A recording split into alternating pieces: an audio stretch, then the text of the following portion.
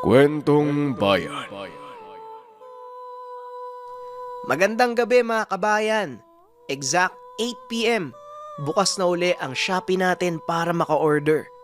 Nariyan ng link sa comment section ang pinakabago natin balaw hoodie at t-shirt. Nandito din ang panyo ng Birheng Manawag. Isa sa pinakamabisang gamit pampaamo at pangkalahatang kaligtasan. At syempre, Gunita Black version. Gunita ay spiritual bracelet para sa kalusugan.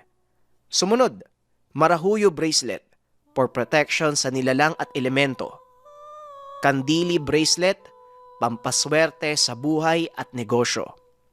12+1 mantra bracelet for mental clarity, reduce stress. Tubig ng banahaw necklace.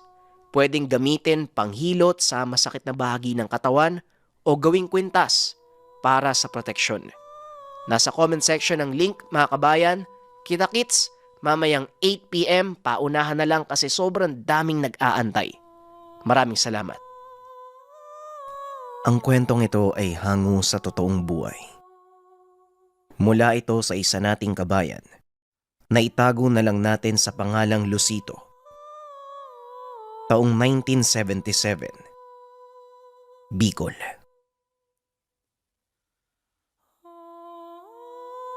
Bale, ito ang kinita mo, Lucito. Hindi na masama para sa binatang tulad mo. O basta, ganun na lang ha. Kapag meron kang mga ibebentang pananim, dumaan ka muna sa akin nang matulungan kita sa pagpepresyo. Kung hindi ko pa narinig yung usapan nyo, siguradong nalugi ka na. Wika ni Mang Oka. Matabang negosyante na kaibigan ni Lucito. Pumunta ng bayan ang binata para ipagbili ang mga aning mais at kamote sa merkado. Aksidenteng narinig ni Mang Oka ang usapan ng binata at isa pang negosyante.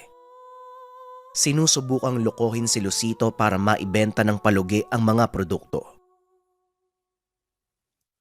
Maraming salamat po, Mang Oka. Kung hindi po kayo dumating, malamang naloko na ako ng lalaki. Mahina po kasi ako sa numero eh.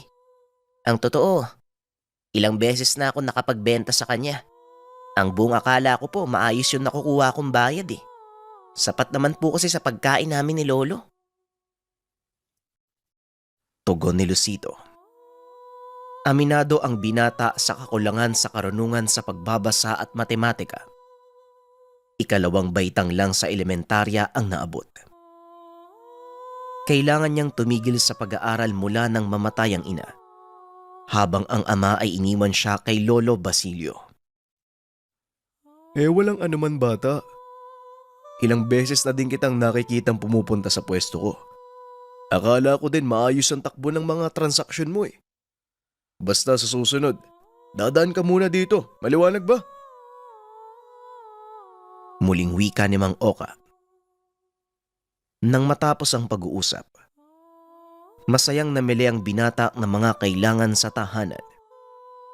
Sila lang ni Lolo Basilio ang magkasama sa buhay. 5 ang anak ng matanda.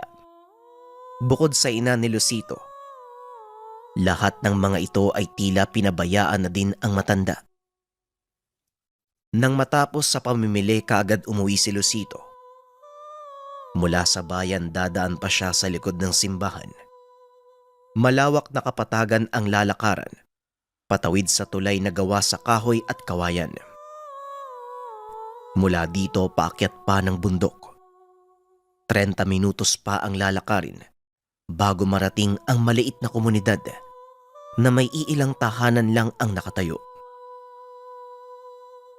Mabuti na lang swerte ko ngayon. Hindi ko akalaing niloloko pala ako ni Mang Raul. Sa susunod, sigurado makakapagtabi na ako ng ipon para maayos ko naman yung buhay namin ni Lolo.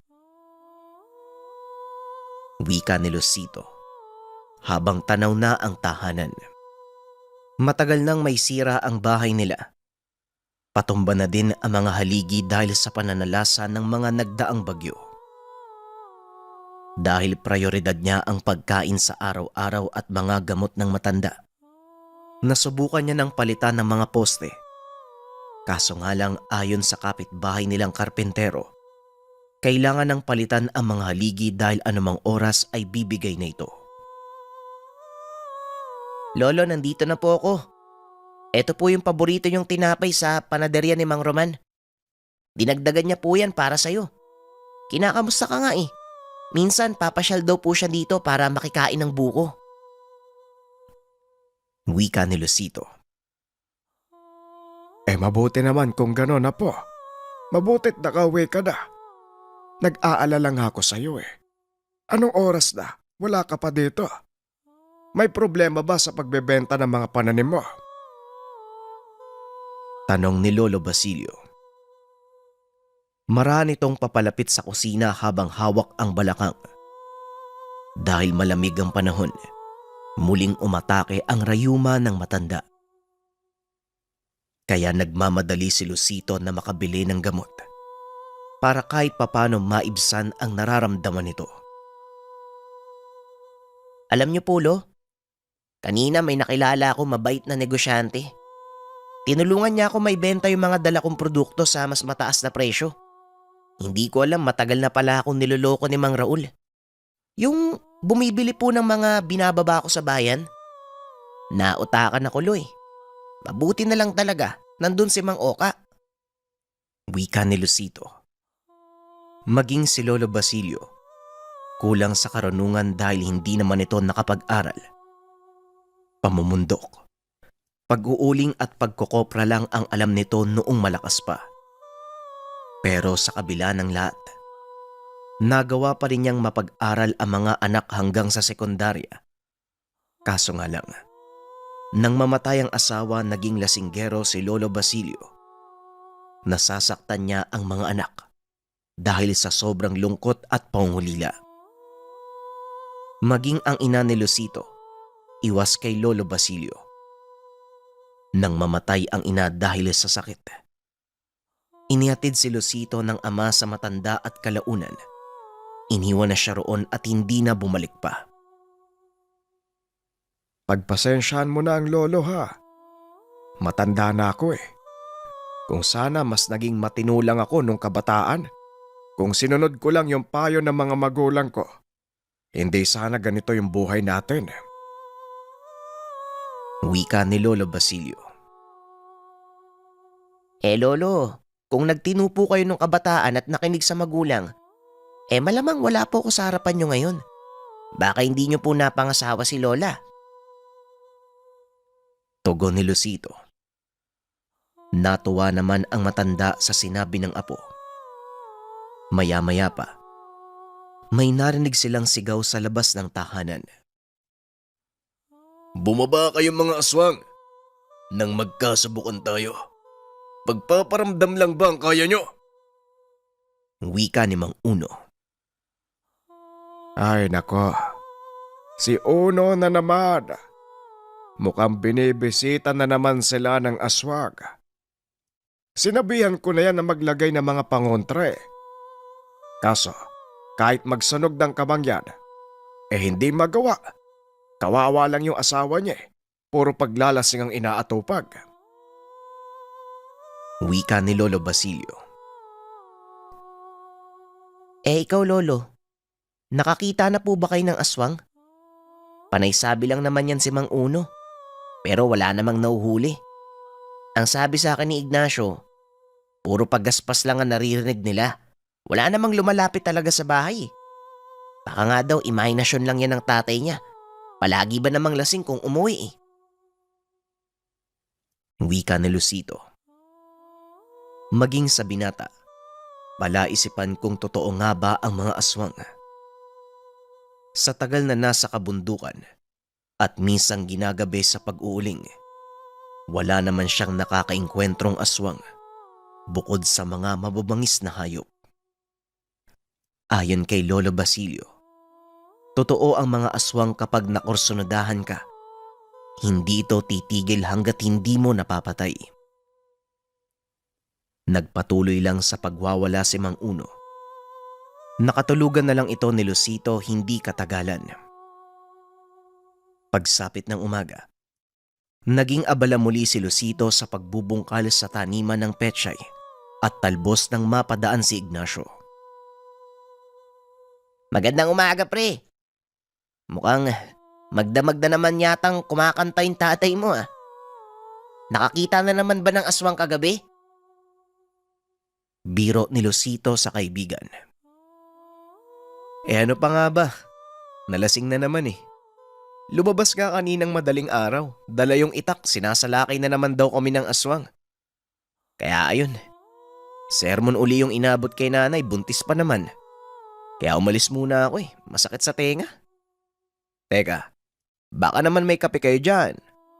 Hindi na ako nakapag-almusal sa bahay, sa boses pa lang ni nanay, busog na yung tenga ko eh. Tugon ni Ignacio. Pinatuloy naman ito ni Lucito. Hinandaan ng maiinom at makakain. Nga pala, magpipista sa darating na Biyernes sa kabilang baryo ah. Sasama ka ba? Sigurado, makakarami na naman tayo ng pagkain dun. Puntahan natin yung chewin ko, baka kailangan ng tulong sa pagkatay ng baboy. Bibigyan tayo nun ng maiuwing karne. Wika ni Ignacio. Nung araw, kapag tumulong ka sa pagkatay at pagluluto sa handaan, mabibigyan ka ng parte nito, lalo na kung mabait ang may-ari. Naku, sino ba namang tatanggi niyan? Matagal na akong hindi nakakatikim ng masarap na karne. Sa wakas, magkakamantika na uli yung labi ko. Tugon ni Lucito. Matapos mag-almusal, pumunta na ang magkaibigan sa ilog sa ibaba ng bundok para makakuha ng dahon ng gabi. Nagbabakasakali rin silang makahuli ng alimango at isda. Pero habang nasa manggahan, nakarinig sila ng iilang boses na nag-uusap. Fredo, anong balita sa mga kasama nating lumakad kagabi? Nakabalik na ba sila? Wika ng lalaki. Wala pa akong balita dun sa tatlo eh. Simpleng pagnanakaw lang ng kalabaw ang inutos ko sa kanila. Pero hanggang ngayon, wala pa din. Baka naman naduduwag na kaya tumakas. Kuya Atoy, gusto mo bang papuntahan ko na sa bayan? Siguradong nandun lang yung mga yun eh. Tugon ng lalaki. Ang pangalan nito ay Fredo. Batay sa narinig ng magkaibigan, magnanakaw ang mga ito at tila hindi maganda kung makikita silang naroon. Kaya maingat silang naglakad patras. Palayo na sana, may nabangga silang tao sa likod. Huwag kayo maingay. Tapos tayong tatlo kapag narinig tayo ng mga lalaking yan. Sundan nyo lang ako. Wika nito. Kinabahan ng dalawa dahil sa pag-iisip na kasama nito ng mga magnanakaw. Halos himatayin sila Lucito. Mabuti na lang, mabuting tao ang nakabangga nila. Sino po ba kayo, Manong? Akala namin kasamahan niyo yung mga magnanakaw eh. Aatakin ako sa puso eh. Wika ni Lucito. Ako si Roldan. Bagong lipat lang ako dito. Naglalakad ako para kumuha ng mga bunga ng bayabas hanggang sa napadpad ako dito. Akala ko nga may binubusuhan kayong babae. Mabuti na lang narinig ko din yung pinag-uusapan nila. Matagal na bang may ganyang mga magnanakaw dito sa inyo? Tanong ni Mang Roldan. Matagal na pong may nagnanakaw ng mga baboy at kalabaw dito. Pero ito lang yung unang beses na nakita namin sila. Hindi nga po kami pamilyar sa mukha nila eh. Baka naman Manong kasamaan mo sila. Tapos niloloko nyo lang kami. Wika ni Lucito. Huwag kayong mag-alala. Hindi ako kasapi ng mga taong yun. Bago lang talaga ako sa baryo eh. Kung gusto nyo, sumama kayo sa bahay na tinutuluyan ko nang maniwala kayo. Diyan lang naman ako sa bandang Kapatagan. Wika ni Mang Roldan. Pumayag naman ang dalawa. Tutal kung may masama itong balak, mas kabisado nila ang lugar. At isa pa, pareho silang may dalang itak. Wala namang kahit anong dala si Mang Roldan. Pero napatunayan nilang totoo nga ang sinabi ng lalaki.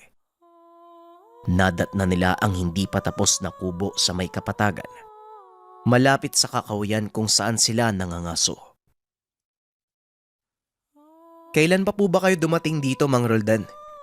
Parang wala namang kaming nabalitaan na may bagong salta dito. Sa kalupa to ni Tata Lucio eh. Di ba, Luisito? Matagal nang patay yun? Tanong ni Ignacio. Oo nga po. 2 taon nang patay yung matanda eh. Kaano-ano niyo po ba siya? At saka alam ba ng kapitan ng baryo na nagtatayo ka ng bahay dito? Tanong ni Lucito. Hindi ko inaakala na masyado kayo mausisa. Apo ako ni Tata Lucio. Anak ako ng bunso niya. Noong 1 linggo lang namin natanggap ang liham mula sa kapitan niyo na pumanaw na ang lolo. At saka oo, alam ng kapitan. Siya pa nga ang nagpakilala sa akin sa mga gumagawa ng bahay dito eh. Teka sandali lang, ang dami niyong tanong ah. Ang mabuti pa, tulungan niyo ako mahanap yung daan papunta sa bayan. Kanina pa ako paikot-ikot sa bundok, hindi ko pa kabisado eh. Ang alam ko lang sa gawing kanluran, tama ba? Tanong ni Mang Roldan. Natawa ang dalawa sa sinabi nito. Wag ho kayo mag-alala. Sasamahan po namin kayo pero bago yun, ituturo muna namin sa inyo kung saan kami umuwi. Para naman kung sakaling maligaw ka uli, alam niyo po kung saan kami hahanapin. Wika ni Ignacio. Opo, Mang Roldan, saka baka po, kailangan nyo ng mga kamote, gulay. Nagtitinda po ako. Mura ko lang po ibibigay sa inyo. Kapag sa bayan po kasi kayo bibili, mas mahal. Ano po, kukuha ba kayo? Wika ni Lucito. Para sa kanya, pagkakataon na ito para masubukan ang itinuro sa kanya ni Mang Oka tungkol sa pakikipagnegosyo sa presyo ng paninda. Talaga ba? Sige, walang problema. Wala pa akong panahon para asikasuhin ang lupa. Inuuna ko pa tong bahay eh. Meron pa naman ako mga makakain sa loob pero sige. Bibili ako ng mga panindabong gulay o kung ano man. Basta samahan niyo ako sa bayan. At saka baka gusto niyo ding ipaalam sa kapitan yung tungkol sa mga magnanakaw. Wika ni Mang Roldan. Tila nalilibang na ang mga ito. Nakalimutan ang patungkol sa magnanakaw matapos mapuntahan ang tahanan ni Lucito at mayatid sa tahanan ni Mang Roldan ang mga biniling kamote at mga gulay. Pumunta naman sila sa bayan. Itinuro ni Ignacio at Lucito ang mga dapat tandaan ni Mang Roldan para hindi mawala. Masaya ang magkaibigan dahil may bagong tao sa lugar at natulungan pa nila ito. Nang makarating sa bayan, ganun na lamang ang pagtataka ng tatlo. May kumpulan ng mga tao na tila nagkakagulo. Ano kayang meron dun? Bakit nagkakagulo yung mga tao? Ang mabuti pa, tignan muna natin, Lucito. Wika ni Ignacio. Patakbong pinuntahan ng kumpulan ng tao. Nagulat ang magkaibigan nang makitang may bangkay doon ng isang lalaki. Wakwak ang tiyan. Dilat ang mga mata. Ayon sa mga naroon inaswang ito. Dagdag pa ng isang residente. Nakita niya pa itong hila ang kalabaw. Hinala niya kasama nito ng mga magnanakaw na rebelde. Wika naman ng iba pang nakasaksi. 3 itong kalalakihan pero hindi na nila malaman kung nasaan ang 2. Malas lang ng mga magnanakaw dahil nakatagpo sila ng katapat. Pero dahil sa insidente, nadagdagan ang suliranin ng lugar. Bukod sa mga gumagalang magnanakaw na banta sa kabuhayan at kaligtasan, meron pang aswang. Ayos ah. Parang kakampi pa natin yung aswang. Sana makain niya lahat ng mga magdanakaw dito para matahimik na tayo. Mabubusog siya nun, tapos makakatulong pa siya. Wika ni Ignacio. Habang si Lucito naman, mababakas sa muka ang pangamba at takot. Hindi talaga maganda kung may aswang sa lugar natin. Ang ibig sabihin lang yan, Ignacio, totoo yung sinasabi ng tatay mo. Yung nakikita niya tuwing gabi. Hindi mo ba naisip yun? Ang ibig sabihin lang, punterya ng aswang ang nanay mong buntis. Ang mabuti pa, puntahan na natin si Kapitan. At saka, ipaalam na natin yung narinig natin sa bundok kanina. Parang ito yung pinag-uusapan ni Atoy at Fredo eh. Yung mga kasama nila. Yung inutusang magnakaw ng kalabaw. Wika ni Ignacio. Dahil sa narinig, doon lang niya napagtanto ang peligrong kinakaharap ng pamilya. Nagmamadali ng umuwi ang magkaibigan upang masabi sa mga magulang ang nangyari. Sa pag-aalala ng dalawa, nakaligtaan na nila ang tungkol kay Mang Roldan. Saka na lang nila ito naalala nang makarating na sa lugar. Patay na. May nakalimutan tayo, Lucito. Wika ni Ignacio habang hawak ang noo. Naku po si Mang Roldan. Paano makakauwi yun? Nakalimutan ko nang hanapin, ang gulo kasi kanina eh. Hindi bale. Baka naman matulungan siya ni Kapitan para maiatid sa bahay niya kung sakaling maligaw. Ang mabuti pa, dumiretso ka na sa bahay niyo. Sabihan mo din si Mang Uno. Nang makauwi sa tahanan, nakita niyang nagkakape si Lolo Basilio. Mano po, Lolo? Mang Roldan, nauna ka na pala sa amin. Akala po namin ni Ignacio na iwan ka sa bayan. Nag-alala kami baka kasi hindi ka makauwi eh. Mabuti na lang po mabilis yung nakabisado yung daan. Wika ni Lucito. Bagamat nagulat, natuwa naman ito dahil hindi niya naaalalahanin kung nakauwi na ba si Mang Roldan. Mabuti naman at nakauwi ka na. Pinag-uusapan ka pa lang namin itong si Roldan eh. Kapitbahay pala natin tong apo ni Lucio. Mabuti naman, tinulungan niyo si Roldan sa pagpunta sa bayan. Eto ga may binigay sa aking gamot sa Rayoba. Itong halaman maglaga ka nga nang masubukan ka. Wika ni Lolo Basilio. Mabisa ho yan. Ganyan din po yung gamit ni tatay kapag sinusumpong ng sakit sa buto eh. Nga pala, Lucito, pasensya na kayo ha. Hindi ko na kayo nakita pa nung sumut kayo sa tumpok ng mga tao, kaya umuwi na lang ako. Dumaan ako dito para sana dito ko na lang kayo antayin ng kaibigan mo. O paano? Uwi na muna ako ha. Naglalagay pa ako ng bubong sa bahay. Etong bahay nyo, mukhang kailangan na ding ayusin. Hayaan nyo, kapag natapos ako sa bahay ko, tutulungan ko kayo. Wika ni Mang Roldan. Matapos nun, lumabas na ito ng tahanan. Natuwa si Lucito sa narinig na tutulungan siyang ayusin ang bahay. Naisip ng binata na baka pumayag si Mang Roldan. Nahulugan na lang niya ang perang gagamitin na pangpaayos. Nga pala po, nabanggit sa akin ni Roldan yung tungkol sa mga magnanakaw na nakita nyo malapit dun sa lupa natin Ano bang sabi ng kapitan tungkol doon?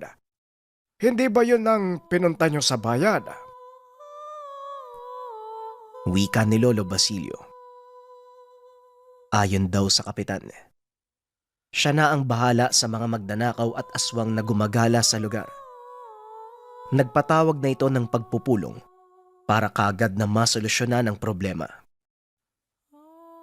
Pagsapit ng dilim, tahimik na ang lugar. Habang si Lucilito naman, lumabas ng tahanan at nagsiga. Pinapausukan nito ang mga tanim nilang mangga para mas yumabong at mamunga ng marami. Nagpapatibay ito ng kapit na mga bulaklak, ang regular na pagpapausok sa ilalim ng puno. Habang ginagawa niya ito, napapatingin siya sa malawak na langit na puno ng bituin. Hanggang sa nakakita siya ng liwanag na gumuhit sa himpapawid. Napagtanto ni Lucito na isa itong bulalakaw. At ang mas nakakamangha, nakita mismo ng dalawang mata niya na tumama ito sa isa sa mga puno malapit sa kanilang lugar. Nagpa siya ang binata na puntahan ang malaking balete kung saan tumama ang bulalakaw. Ayon sa lolo, ang baleteng ito, higit 100 taon nang nakatayo. Kung susukatin ang katawan, nasa 6 na tao yata ang kailangang pumalibot para mayakap ang puno. Dagdag pa ang naglalaki ang mga ugat na nakakatakot pagmasdan. Aakalain mong puno mula sa ibang mundo ang itsura. Gabi man at madilim, hindi pa rin nagdalawang isip si Lucito. Isa pa, tila may humihila sa kanya papunta sa puno. Teka nga, ang alam ko, dito bumagsak yung bulalakaw eh. Wika ni Lucito sa sarili. Dala ang ilaw. Maiging hinanap ni Lucito sa paanan ng puno kung naroon ang nagbabagang bato o may bakas ba ng sunog o usok. Pero wala siyang nakita. Naikot niya na ang buong puno at malapit na ring maupos ang dalang lampara. Hanggang sa umangi ng malakas at tuluyang namatay ang dalang ilaw. Saka pa lang niya nakita ang bulalakaw.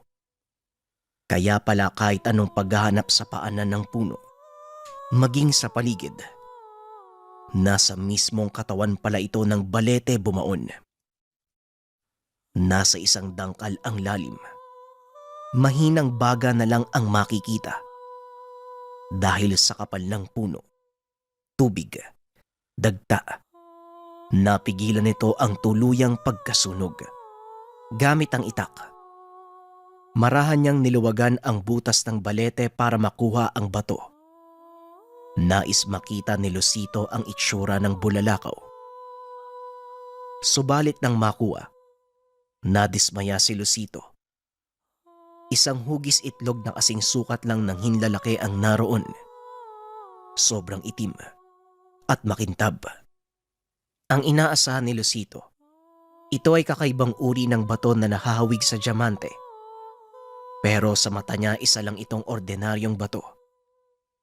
Matapos nun kagad namang umuwi si Lucito dala ang bato mula sa bulalakaw. Habang naglalakad pa uwi, may narinig siyang boses. Pare, sana naman, hindi ka na pumalpak sa pagkakataong to. Bihira lang na makakita tayo ng butya ng bulalakaw. Hindi pwedeng mapasa kamay yun ng iba. Sa tanang buhay ko, ngayon lang ako nakakita nun. Akalain mo, malapit sa atin. Nga pala, tigilan mo na muna ang pangaswang mo sa buntis. Balita ko nag-umpisa ng rumonda mga taga-bayan. Baka mamaya, matuntun pa nila ang kuta natin. Wika ng boses.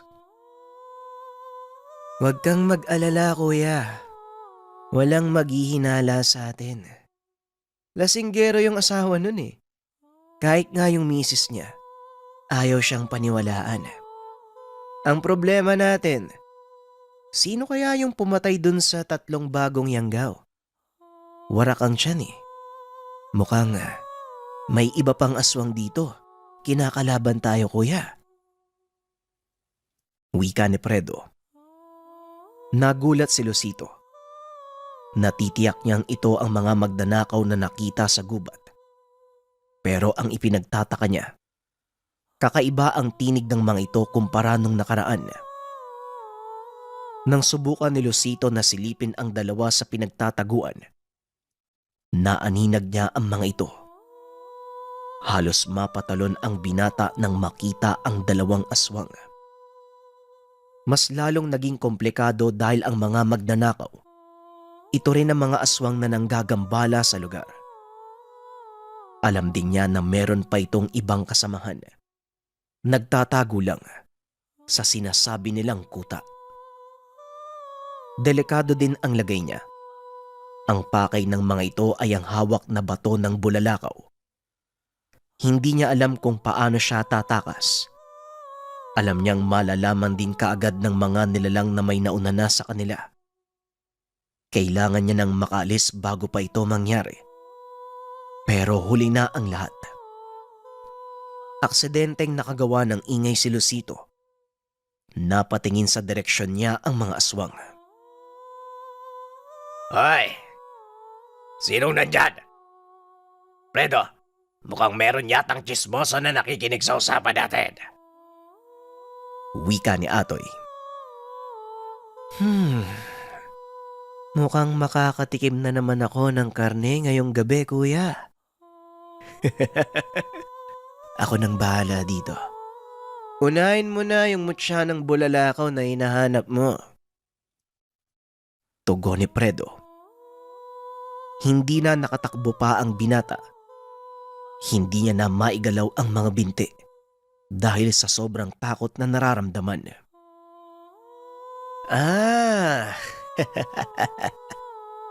Chismosong bata. Anong ginagawa mo dito? Bakit ka nakikinig sa usapan namin? Hindi ka ba naturuan ng mga magulang mo na bawal makinig sa usapan ng iba? At isa pa, delikado sa kakahuyan tuwing gabi. Baka makakita ka ng aswang. Wika ni Fredo. Nang matunton ang pinagtataguan ni Lucito. Habang si Atoy naman, nauna ng kumilos para makuha ang mutya ng bulalakaw. Pasensya na po kayo. Hindi ko sinasadya. Napadaan lang po ako eh. Aalis na ako. Huwag niyo lang po ako sasaktan, Manong. Wika ni Lucito. Nais mang sumigaw, pero tila may nakabara sa lalamunan. Walang nalabas na tinig kahit anong pilit niya. Nasusuka na ang bata sa sobrang takot. Naguguluhan na ang utak at hindi na alam ang gagawin. Halos abot kamay na siya ng aswang. Kaunting oras na lang ay mapapatay na siya nito. Huwag kang mag-alala, bata. Sandali lang naman to eh. Sisiguraduhin kong hindi ka masasaktan. Matagal na akong hindi nakakakain ng tao. Puro baboy sa baka. Salamat sa'yo. Sa wakas, matatanggal na ang pagkawaw ko sa laman ng tao. Pasensyahan na lang tayo, bata. Wika ni Fredo. Hindi nagtagal. Naabutan na nito si Lucito. Kakagati na sana ni Fredo ang binata. Mabuti na iharang ni Lucito ang braso, kaya yon ang nakagat ng aswang. Napasigaw ang binata sa sobrang sakit. Nang matanggal ang pagkakakagat, tila dinidilaan pa ng aswang ang dugong nagkalat sa mukha niya. Sariwa. Matamis na dugo. Mukhang wala ka masyadong kasalanan ah.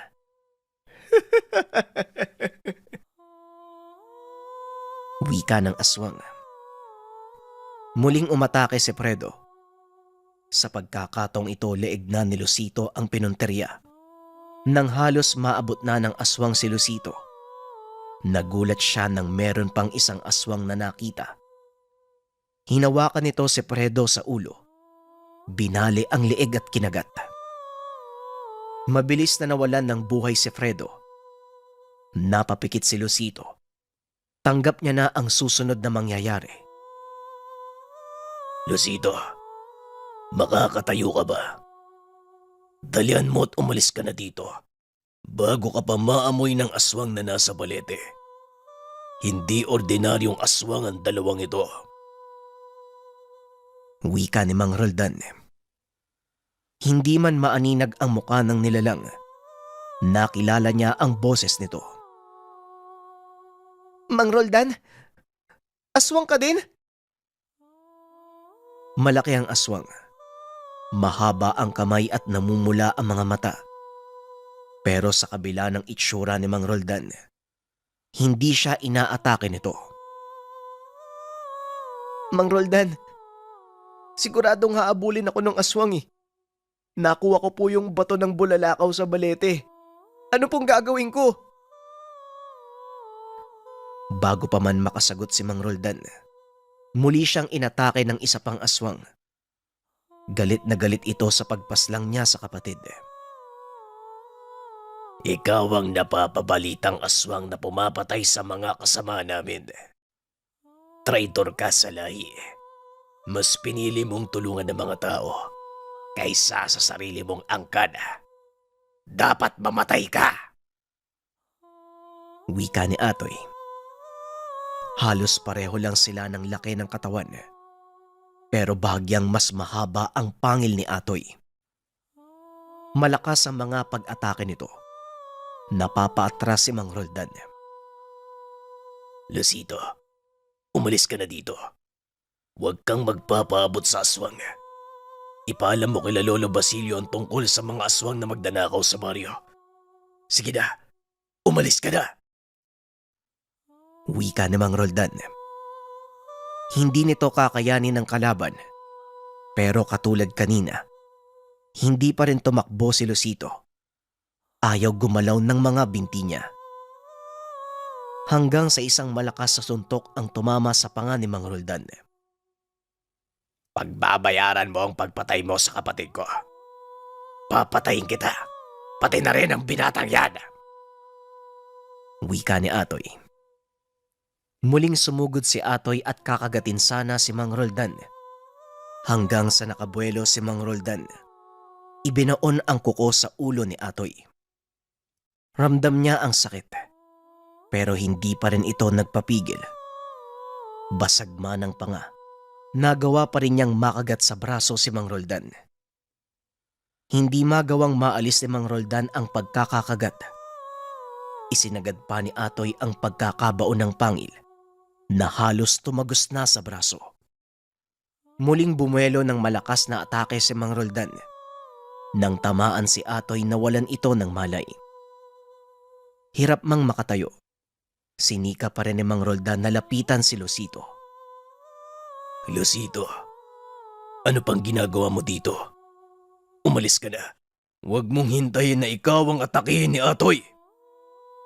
Wika ni Mang Roldan.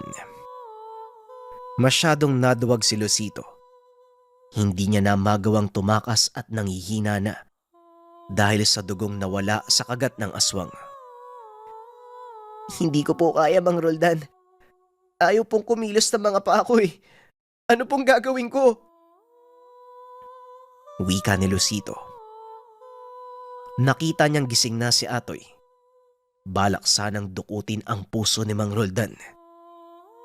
At talagang hindi ka pa namatay. Ang tibay mo din ano? Sisipain na sana niya si Atoy. Pero nasalo nito ang sipa. Itinulak si Mang Roldan sa batuhan. Tumama ang ulo nito at sumirit ang dugo sa noo. Ngayon patas na tayo.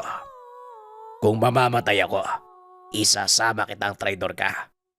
Tignan natin kung makakabangon ka pa. Wika ni Atoy. Kumuha ng malaking bato si Atoy. Balak sanang idagan sa ulo ni Mang Roldan para madurog. Sa nakita ni Lucito, biglang nag-init ang katawan niya.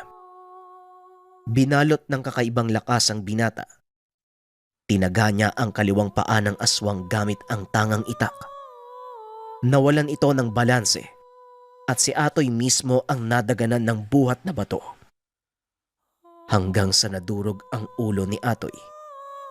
Nakita pa ni Lucito ang naghalong dugo at utak ng aswang. Napansin niyang bumalik na sa anyong tao si Mang Roldan. Duguan ang ulo. Sobra na ang panghihina. Mang Roldan, anong gagawin ko? Huwag po kayo mamamatay!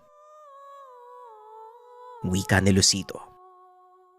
Alam niyang naghihingalo na si Mang Roldan. Malalim na ang mga mata nito at halos hindi na maidilat. Sa mahinang boses, nabanggit ni Mang Roldan ang bulalakaw. Kagad itong kinuha ni Lucito sa bulsa at inabot kay Mang Roldan. Meron itong mga sinabing orasyon. Maya-maya pa ay nawalan ng malay si Mang Roldan. Ang buong akala ni Lucito binawian na ito ng buhay. Labis ang panlulumo ng binata dahil sa pagiging pasaway. Namatayan siya ng mabuting kaibigan. Pero ilang sandali pa, biglang nagkamalay si Mang Roldan. Naghahabol ng hininga.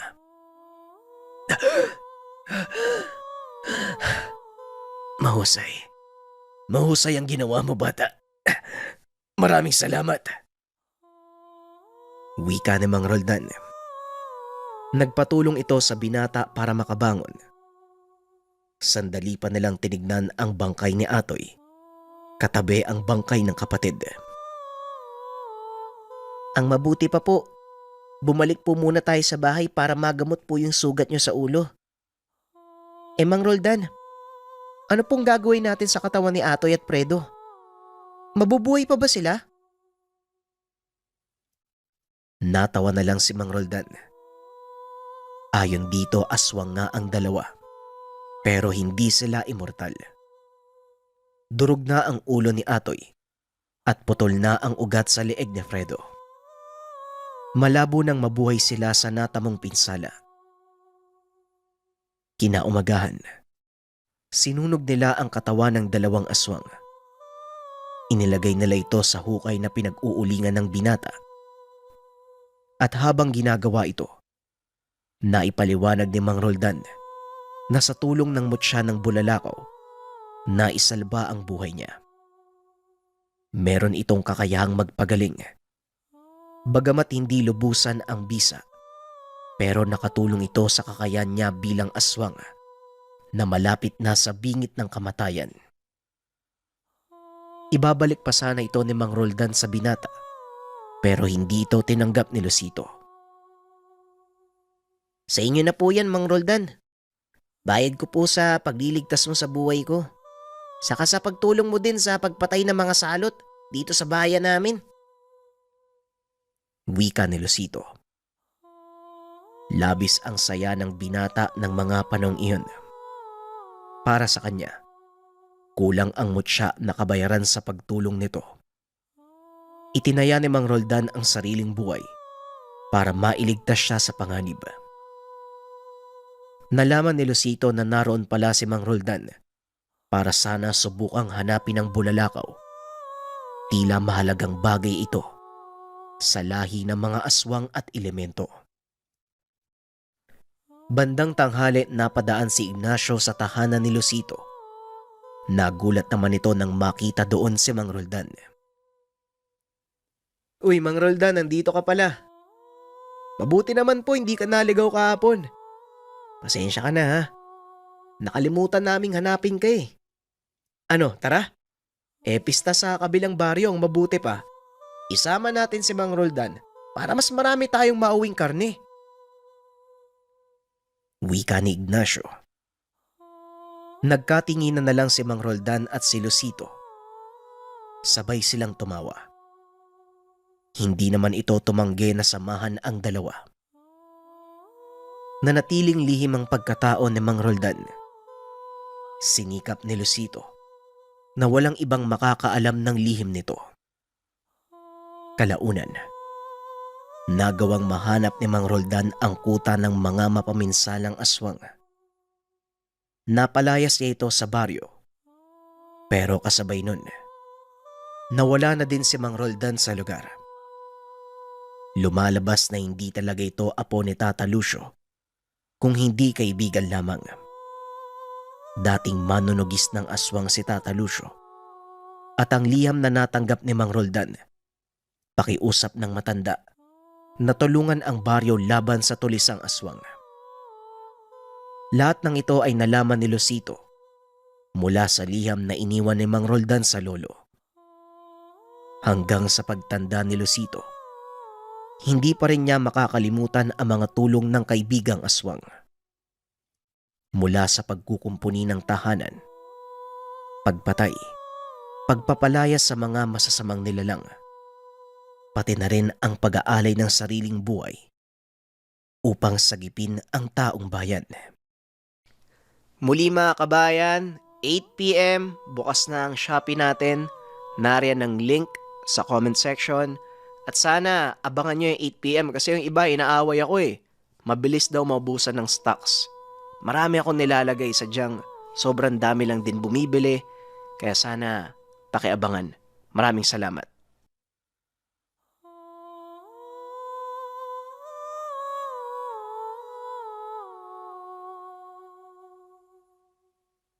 Kwentong Bayan.